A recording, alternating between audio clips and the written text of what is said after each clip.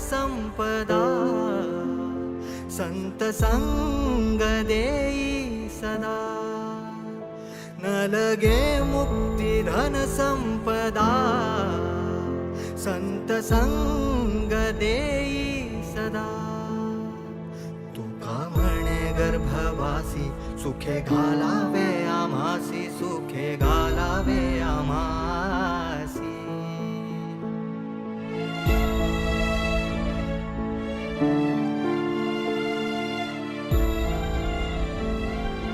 बाबा हे बाप्पा कुठे चाललेत? बाप्पा त्यांच्या घरी चालले. मग ते गावी का आले होते? आणि असं कसं? बाप्पाचं गावी पण एक घर आहे, त्याची इथे माणसं आहेत.